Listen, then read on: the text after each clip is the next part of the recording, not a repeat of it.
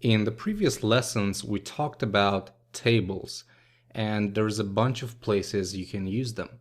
For example, you can create pricing tables. Now, pricing tables, apart from the usual content, have some sort of call to action. That's usually a button. Let's see what Bootstrap has to offer in terms of button styling.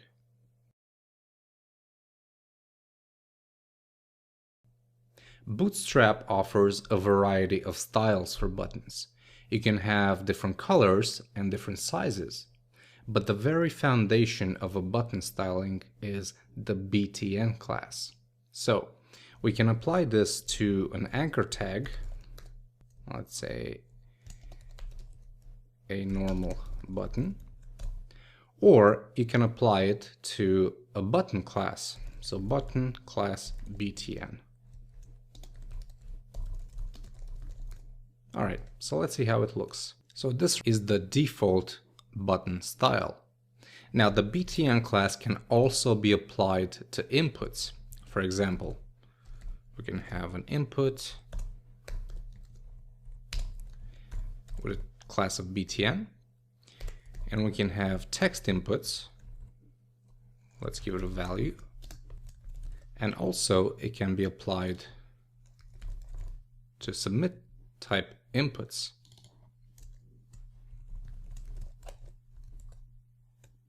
All right, so this is a text input, which is of course still editable, and the input type submit, which looks exactly the same as a normal button. So you can see the consistency in styling across multiple elements.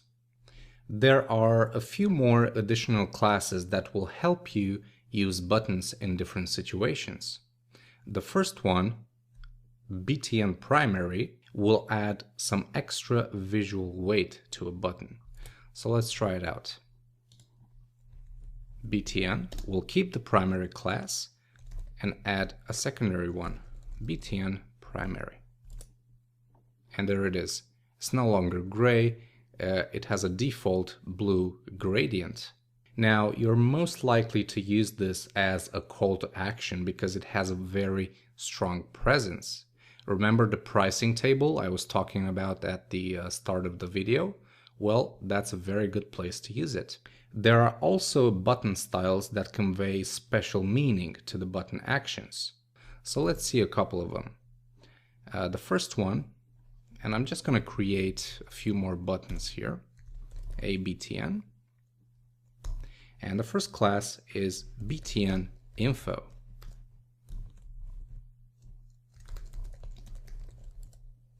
All right, and btn info looks something like this. And then we have btn success, which is green. And then we have btn warning, which is yellow to orange.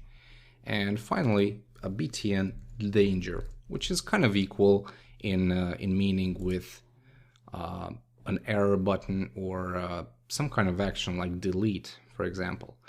This one is red. So I imagine you can use all of these on forms and web applications. If you're looking for some alternatives to the default style, you can use the following two classes.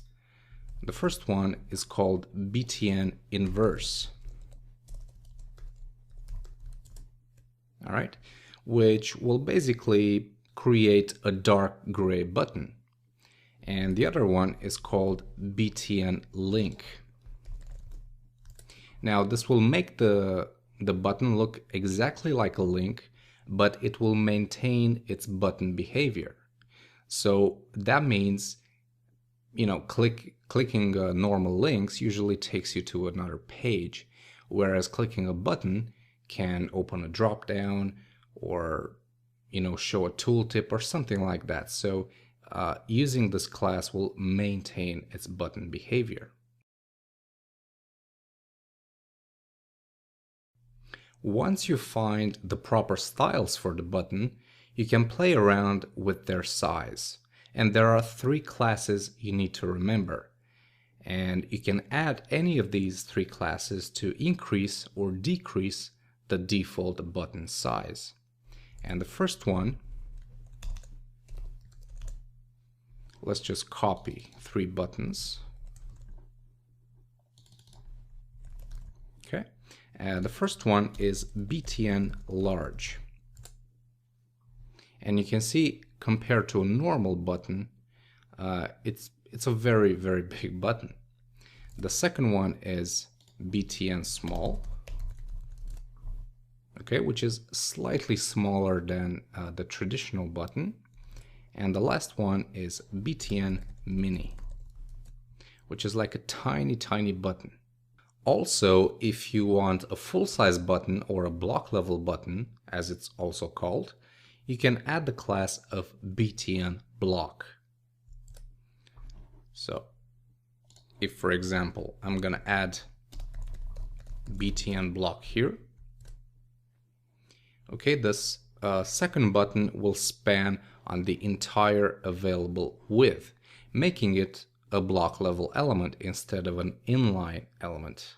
Now remember, the classes we talked about are not mutually exclusive, so you can use any kind of combination, just like we did here.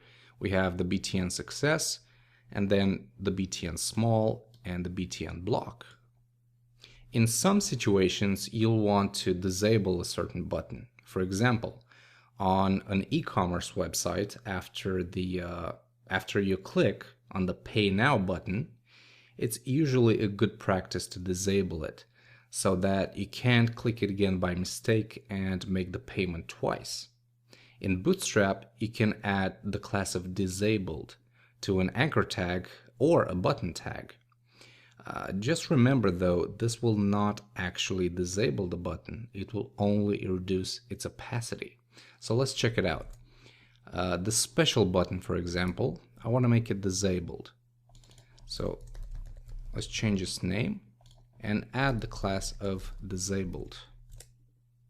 All right, now as you can see, its opacity is reduced and the cursor is gone. You know, the usual hand cursor that you see on most buttons is gone here, but it is still a button and you can click it since it's not really disabled. To properly disable it, you must use some JavaScript for the anchor tag, or simply, if you're using a button, use the disabled attribute. So let's check that out. If, for instance, I duplicate this and I change it to a button, okay. So let's see, button, and I'm gonna close it as well. Okay, these two look pretty much the same, but if I add disabled here, you can either use disabled true or simply disabled. Yeah, this is no longer clickable.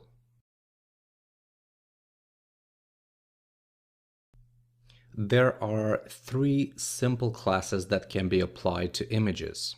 The first one, and let's just create some images here. So img, source, let's just load a demo image. And the first one is img-rounded.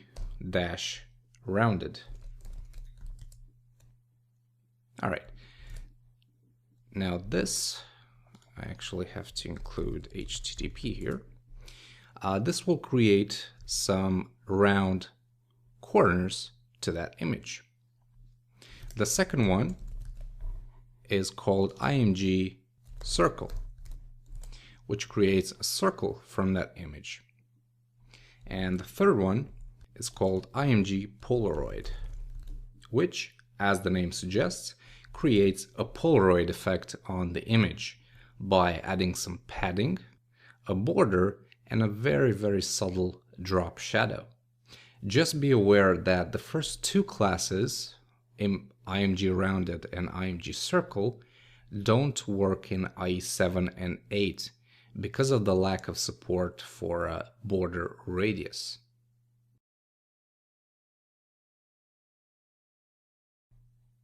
Bootstrap provides 140 icons in sprite form, which are available in dark gray and white. They're made by glyph icons, and you can see the entire list on the Bootstrap homepage.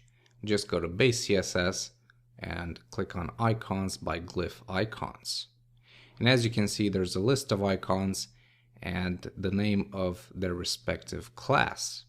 Now, these icons are really easy to add to your project. First of all, you need to start with an I tag. So like this, I, and then you gotta give it a class of icon, dash, and then the name of the icon. So for example, if I want this music icon, I'm just gonna say icon music.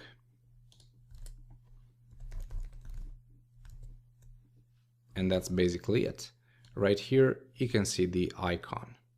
Now, you can use the icons pretty much anywhere you want, like buttons, toolbars, and navigation and form controls. So let's check it out in a button. Let's do an anchor tag with a class of btn and btn primary, music, and then we'll do I with a class of icon music. Okay, now of course we need the white icon for this. So I'm gonna add the class of icon white. And this will load up the white icon. Now just one thing to remember here. If you're gonna use the icon on the left side, so for example, we have the icon and then the text like this. This shouldn't be here, it's actually here. Okay, just make sure you leave one blank space between the I tag and the actual text, so like this. Okay, and that will give you some proper spacing. So far, we've looked at some very important web elements like tables and buttons. But there is another one that received some massive styling from Bootstrap: forms. So let's have a look at that and see how we can use them. That's coming up next.